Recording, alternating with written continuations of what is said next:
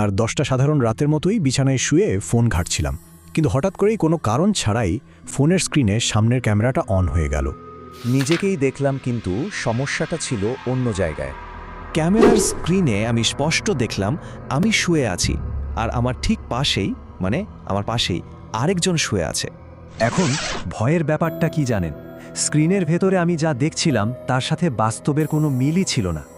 একটা অসম্ভব দৃশ্য আমার চোখের সামনে ছিল। আমি তো এই বাড়িতে একা থাকি, একদম একা। এখানে আর কারো থাকার কোনো প্রশ্নই ওঠে না, এটা আমি নিশ্চিত। আর স্ক্রিনে যেটা দেখছিলাম ওটা কোনো ছায়া টায়া কিছু না, একদম পরিষ্কার একটা মানুষের মতো আকৃতি। আর সবচেয়ে ভয়ঙ্কর ব্যাপার, ওটা আমার দিকে তাকিয়েছিল, ঠিক আমার দিকেই। আমার বুকটা কেমন ধড়ফড় করছিল। আমি খুব সাবধানে পাশে তাকালাম, বিছানা খালি, কিচ্ছু নেই। কিন্তু যখন আবার ফোনের স্ক্রিনের দিকে তাকালাম, সে তখনও ওখানে আছে। আর এবার ওটা আস্তে আস্তে আমার দিকে ঘুরছে। ওর চোখ দুটোয় কিচ্ছু ছিল না, একদম মিশমিশে কালো। আর ও হাসছিল, আমার দিকে তাকিয়ে হাসছিল। ওই রাতের পর থেকে জানেন সব কিছু কেমন উলটপালট হয়ে গেল। ফোনটা তো ভয়ে ছুঁড়ে ফেলে দিয়েছিলাম, লাইট জ্বালিয়েছিলাম, পুরো ঘর তন্ন তন্ন করে খুঁজেছি, কিন্তু ভয়টা যায়নি, কারণ আমি বুঝতে পারছিলাম আমি আর একা না। এরপর থেকে তো প্রায় এটা হতে শুরু করলো। হুটহাট করে ক্যামেরাটা নিজে থেকেই অন হয়ে যেত। আমি যেখানেই যাই না কেন, যাই করি না কেন, স্ক্রিনের ভেতর থেকে ওটা আমাকে দেখত, অনুসরণ করত। মাথা খারাপ হয়ে যাচ্ছিল আমার। এটা কি ফোনের কোনো গ্লিচ, নাকি আমি পাগল হয়ে যাচ্ছি, হ্যালুসিনেট করছি? কিন্তু মনকে তো বোঝাতে পারছিলাম না। যদি মনের ভুলই হবে তাহলে ক্যামেরায় ওটা আসছে কিভাবে?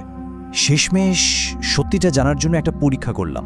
ফোনটা রেকর্ডিং অন করে একটা খালি ঘরে রেখে এলাম। কিছুক্ষণ পর ফিরে এসে ভিডিওটা প্লে করলাম।